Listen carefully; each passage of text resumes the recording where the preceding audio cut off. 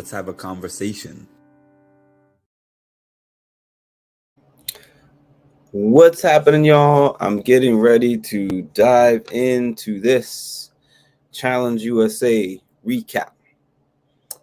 But before I dive into the Challenge USA recap, I want to advertise for a minute, if y'all don't mind. So, I know some of you have probably watched the TV show The Circle on Netflix. If you have not watched the TV show The Circle on Netflix, it's a cool show. I'm trying to think of what to compare it to. It's a little bit different from Big Brother. It's a little bit different from The Challenge. They pick a certain number of people and they stay in their own individual apartments. And they get to pick for the most part. Sometimes there's some twists, but they get to pick for the most part whether they are going to create a profile of themselves or whether they're going to create the profile of a catfish. So sometimes people come in as themselves and they're like, I just want to be me. And if people like it, they like it. If they don't, they don't. Who cares? And other times they're like, I want to come as a hot supermodel because that's who people are going to gravitate towards. Like, imagine a Big Brother situation where they weren't actually visually seeing each other other than pictures. They weren't verbally talking to each other and they could just lie and say whatever. But you still have to maintain some kind of level of integrity, or at least fool people into thinking that you have some level of integrity, right? Because usually those are the people who win, the ones who share personal stories about themselves, the ones who interact the best with other people. With that being said, I have an interview already that I did with Chaz, who, spoiler alert for anyone who has not watched The Circle and would like to watch it, he was on The Circle season 5. Well, I'm not going to tell you what place he finished, but he was on the finalist table on The Circle season 5. And about 4 months after I interviewed him, I interviewed Sam from The Circle. I'm gonna get to this, DM Rocks. So I interviewed Sam from The Circle a little bit after him, like 4 months after. And that interview is going to drop finally on the 26th of August. I'm going to put it out. But before then, I want to play you this little sketch that I did at the beginning of the interview. And I kind of mapped this out myself because I always think of different ideas to, like, I was like, instead of just doing a typical intro where I'm like, hi, my name is Mark from Mindful Reality, and I'm here with Sam, this and that. I was like, let's do a funny sketch. So the funny thing about this sketch is I actually typed the whole thing out and I sent it to her. And I just knew she would be able to do her thing with it. I didn't give her any script or anything. I gave her a very loose script.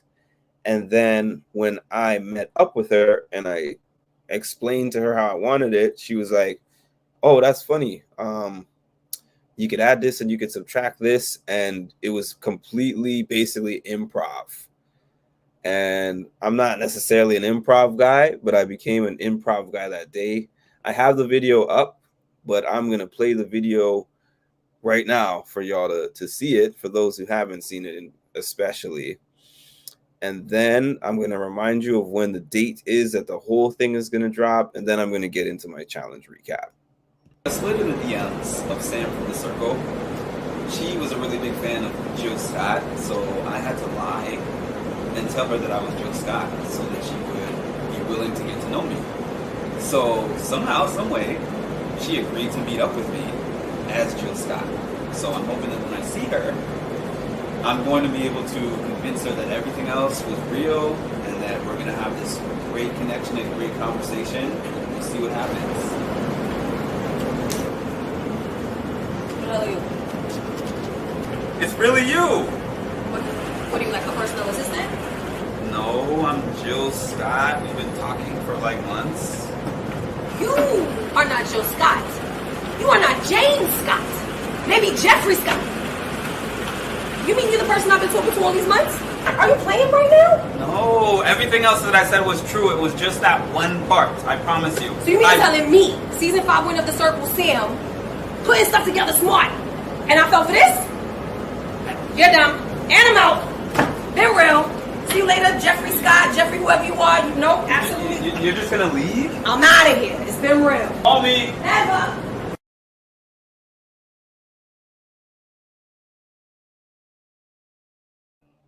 Yeah, so I just had to throw that promo in there.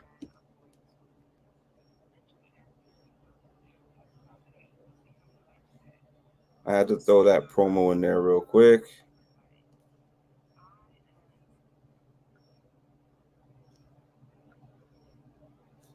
Okay, so let's get into this challenge USA 2 recap. And let me get into these comments. Okay. Johnny Bananas telling Amanda, why are you in here? That was funny. Hi, MRT family. What's up, Tammy? So, the Challenge USA 2 is not fair to the MTV veterans. I'm going to start off saying that straight like that. I don't even know why they invited them to stack them up like this with the odds against them. The Challenge USA 1 had none of the MTV original challengers. So I was excited at first. I'm like, oh, they added the Challenge USA 2 people on there. But then when I looked at the numbers, when I did my interview with Wes, I told him, I was like, I counted everything out. 9 Big Brother players, 7 Survivor players, 6 challengers, 2 Amazing Race. Nobody cares about the 2 Amazing Race people. So it's basically those 3 main categories. Excuse me. The Big Brother group, the Survivor group, and the Challenge group. And it's not even necessarily that all the people from all those shows are playing together. It's not even necessarily that they all like each other. But the one thing they unanimously agree on is that they want all the MTV vets to go. Maybe with the exception of the ones that they have on their own team. Maybe the team wants to keep their one vet that they have on their team, their one main vet. It's so interesting to me that Desi seems to be one of the leaders of the charge to get out the MTV vets when the first person she picked at the first opportunity she could pick him was Wes, which makes me wonder, did she pick Wes because she really values what he brings to the table, or did she pick Wes because she's like, this is the most dangerous vet to me and I want him at my side until we no longer need him and then we get rid of him? However, if the team thing stays as teams, it could be possible that she does want him to run the final with her because, I mean, honestly, Wes is one of the best people at doing a final, and he just recently won the Challenge USA 3. But either way, his voice on the team doesn't matter. None of the veterans' voices on any of the teams matter. So they start off the episode by showing us like Corey. Corey says, you know, my most loyal partner or my most loyal number one person that I have in the house is Fess, which is interesting because I recall Corey beefing with Fessy hard. And then when he was talking to Nelson on one of the last challenges that he was on, but Corey wasn't on that challenge, and Nelson was telling him, like, I'm working with Fessy. Corey was like, you're working with Fessy? Like, you're in bed with the enemy type thing? Now Corey's in bed with the enemy. Not that they've really shown much of anything Fessy. Fessy has been chilling. I feel like the people who have benefited the most from the way that CBS is setting up these MTV vets is probably these Big Brother people that have been on 4 or 5 challenges, like Fessy, Josh, because yes, they're going to be people that they're using to try to take out the vets, but they're not the guaranteed choice every single time, like the Johnnies, like the Wes, the Bananas. I said Johnny West and the Bananas, like Johnny and Bananas are two different people. The Bananas, the Wes, the Tory. I think those are mainly the top three. Like Corey and other people, they want them out too, but those are like the top three that I think. That's the hit list right there. So it showed Corey and Alyssa Lopez talking. Yo, shout out to Alyssa Lopez. Alyssa Lopez did my first Big Brother interview on my channel. And I think maybe my first interview on this channel, period. Shout out to Alyssa Lopez. Alyssa Lopez walks a little taller in this season. She's strutting around a little bit more. And she's like, has this attitude of like, oh, boo-hoo, poor vets, cry me a river. Like you guys are not in control of this game like you thought you were. I respect it, I respect it, but the one thing is, the Survivor and the Big Brother players, I would not say are the ultimate strategists or something, where it's like we had to make bold moves and decisions to put you guys in this place of weakness. It was like the casting literally did it for you. You would have had to do a lot to not be able to take advantage of this difference. Numbers wise, you're up automatically from episode 1, 18 of y'all to 6. A team of 18 people against a team of those 6 MTV challengers. So even if like a few people were like Dusty was saying, oh, Bananas is my hero and I want to save him. Even if a few people are like, I want to work with the vets or I want to keep the vets, you're still at almost a 3-to-1 ratio of the other franchises to the MTV vets. So my point of saying that is, I'm not sitting here like y'all had some wonderful gameplay that got you here. It's like you had a sizable numbers advantage that put you in that position of power. And that's that. Everybody sees that. Everybody can see that. So Corey, interestingly enough, he's like, I don't owe Bananas anything. Okay, that's probably true. I mean, they haven't necessarily worked together or anything like that. And he's like, my loyalty is to Fessy or whatever.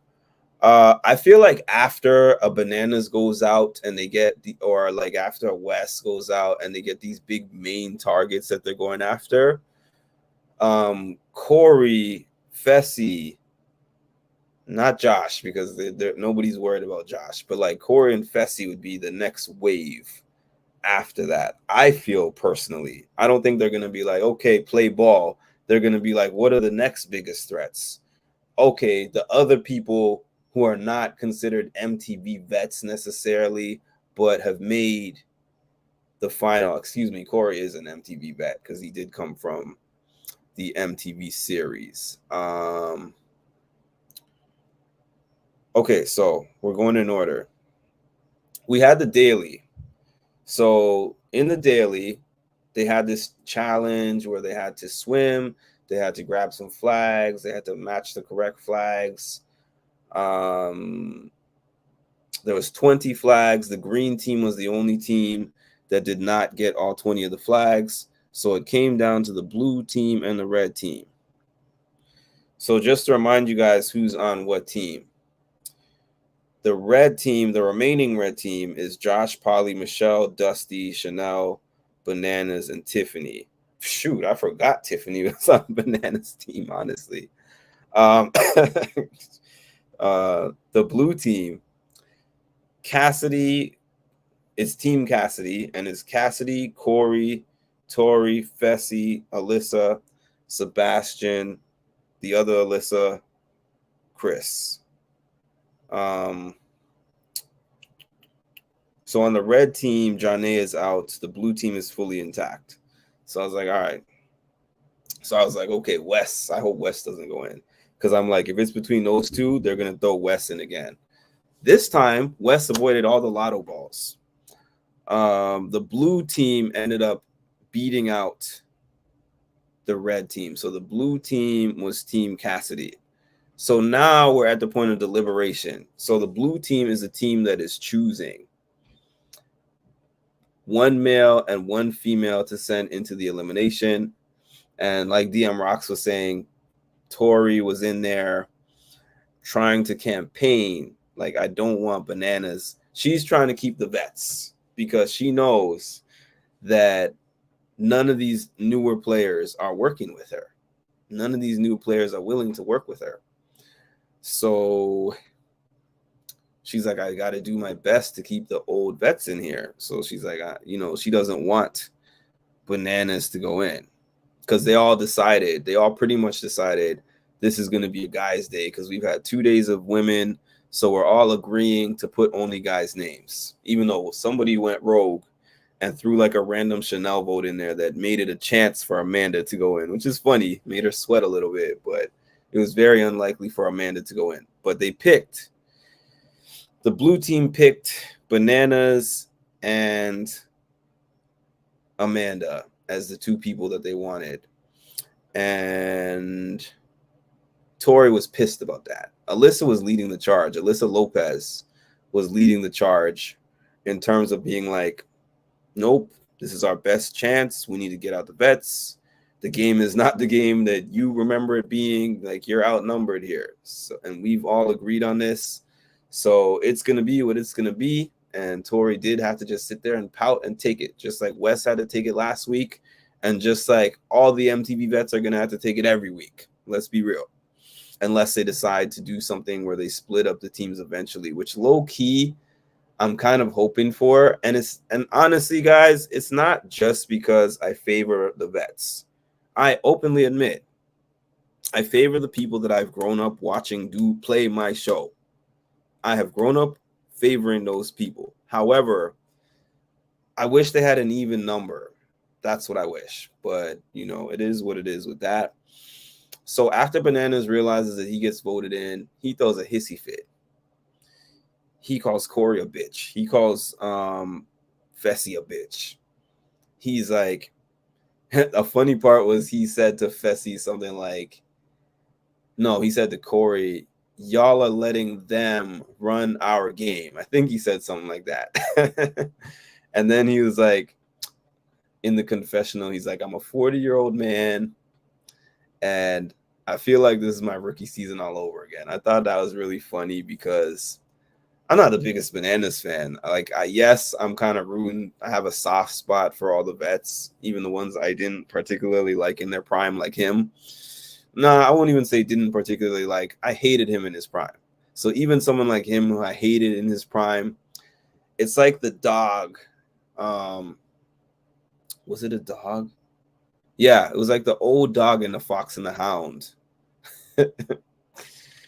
And he didn't like how the young pup was coming up and he was about to be the new hunter. And the puppy was put in the front seat. That's Johnny. That's how I feel about Johnny on these challenges. Like, Johnny, there's a forced changing of the guard. I feel like CBS is forcing a changing of the guard. Like, they're like, we're only going to put a few of you on here, and then we're going to transition y'all out. If y'all saw my Wes interview, Wes said he's not doing a challenge anytime soon because of the upcoming birth of his first child with his wife. And he said he may never do another one again. We don't know how many Johnny's going to do anymore.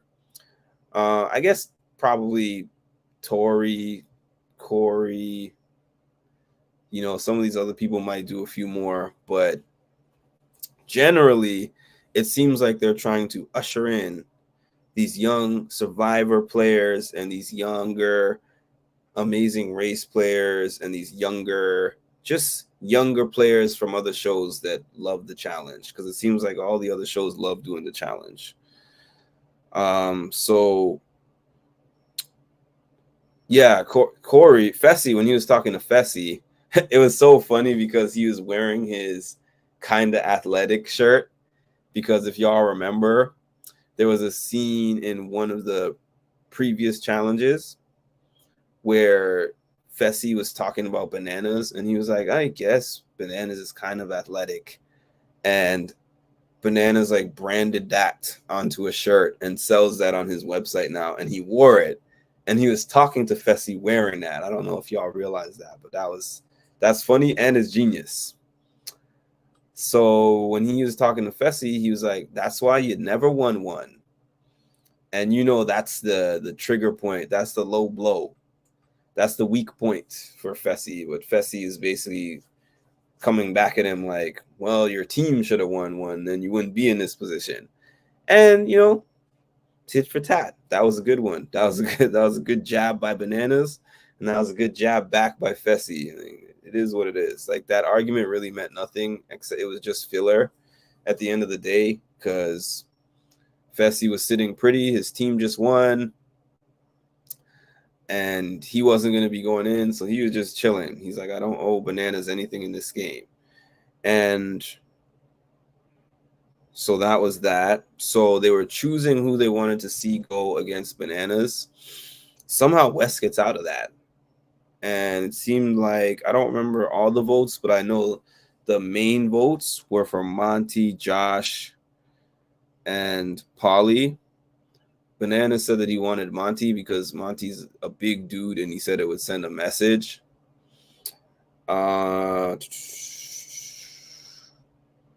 So they spin the lotto balls and it's choosing which one. Is it going to be a guy's day or is it a girl's day? Is it going to be that one random lotto ball for Chanel that somebody randomly put in there? Or is it going to most likely be one of the guys? So picks out the lotto ball. TJ picks out the lotto ball. He's like, it's going to be a guy's day. Bananas, get ready. Bananas is like, who am I sending home? Who am I sending home, right? And then the lotto ball comes out as Paulie. I don't know how I forgot to talk about Paulie. So Paulie at the beginning, first of all, I have never hated Paulie. That's the funny part. I never hated Paulie.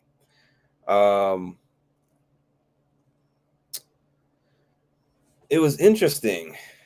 I feel like they were doing something similar to him as what they did for Jordan. Let's reintroduce him. Let's introduce his story in a different way. And let's give him a redemption story. I feel like that's what they did, because they showed him telling Tori that he was bisexual and that he had displaced anger. They showed the scenes of him like yelling at Josh, yelling at whoever he was yelling at in previous seasons, and he was saying that he went to therapy, he sorted out all those feelings, he came back as a different person. He's not that person anymore. So they kind of built you up with that Paulie story, and then the lotto balls happen to pick Paulie. Paulie's the one who ends up in the elimination against Bananas. I was so hoping that it was going to be Josh and then he was going to send Josh home. However, I should have known that it wasn't going to be Josh, because it shows an argument in the previews in the trailer of like Josh arguing with Fessy, and we haven't seen that yet. So the trailers are spoilers if you pay attention to the trailers, which I honestly kind of intentionally try not to pay attention to the trailers, but I've seen Johnny scenes later in the season, and I've seen so I knew, and I just knew that basically Johnny was going to win because of that. And I was like, man, I told you guys that I met Paulie in November, and I think they hadn't even filmed yet. I don't even think he was cast yet for this show. And I was like, man, the challenge really needs you back. Like, it's not the same without you. I like your kind of player and person on the show, and we need our villain.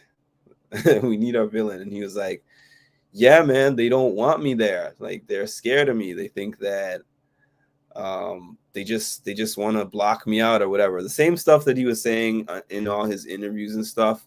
But clearly, I've realized the way that this works is it's like a little fraternity in a way. So I'm guessing that it wasn't just him reaching out to production.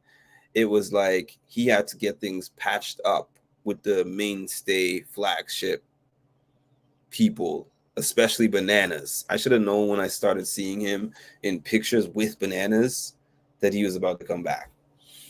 I say all that to say, good for him for, speaking his truth and coming out as who he was, who he is, and being like, I can admit that I was misplacing the anger because I was just confused and I didn't know who I was and I didn't feel comfortable in my skin type of thing.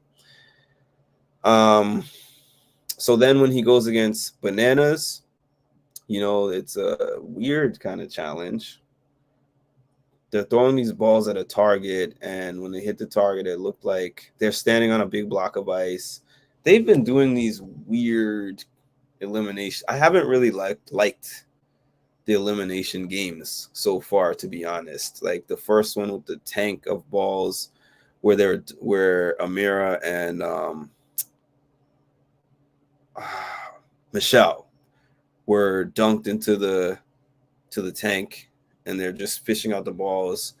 I did kind of like the one with Tori and John A. It just wasn't really evenly matched. But yeah, I didn't love this one. Hold up your hand and stand on a block of ice and hold it up so the fish guts don't get spilled on you. It's probably hard, but it was just not enjoyable to watch for me as a fan. Paulie goes out and then he has this moment. I forgot exactly what Bananas told him, but something to the effect of like, you're a fierce competitor, like I'm proud of you, whatever he said. And then it showed Paulie later in the confessional, like, I really feel like a challenger now. And I think I kind of get why he felt that way, because when he came in like riding Kara's coattails. Like, yeah, he did, he did good in dailies. He did good in eliminations. He made it to a final before, but he was known as a guy who came in there as Cara Maria's boyfriend. That's what he was known as. Like, you're just trying to get fame and stardom by standing next to her and just like riding off of what she already built before you got here. And you're a fan, because he was known as like a super fan of the show and like a super fan of her. So I think the challengers, that the flagship challengers like Johnny, never really gave him his respect. And I've seen actually on social media, a lot of them are like, we respect you. We consider you a real challenger. We hope that you're on season 40. Mark Long, who's the Godfather, told him that he's a must for season 40. So sadly, another one bites the dust, another vet. I consider anyone who's been on the flagship show 2 times or more to be an MTV, like the MTV flagship. If you've been on there twice, even if you came from another show, I already consider you to be an MTV vet. So even if they don't consider Paulie an MTV vet, he was on Big Brother once. He was on the MTV Challenge like 4 times, 4 to 5 times, I think. So to me, like an MTV vet went home. And now we are down again. The green team the green team is down 1. The blue team is still fully intact, looking pretty strong. And the red team is down 2 so far. So that's the way that it's going. The people who look like they're running the game thus far: Desi, Alyssa Lopez,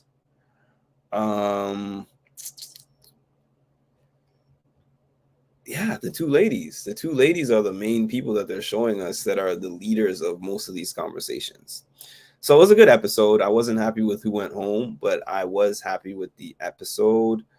The thing, they did the cliffhanger thing at the end, where Bananas has a chance to stay with his team or join the next team or join another team. And my first thought in my head is automatically, you better join that blue team and take Corey off that team. And he started to make his speech like, this twist was put in for a reason. And I was thinking to myself, it was put in for a reason. And because the odds are so stacked against you, might as well shake things up. And it would behoove him to force his way onto the team with Alyssa.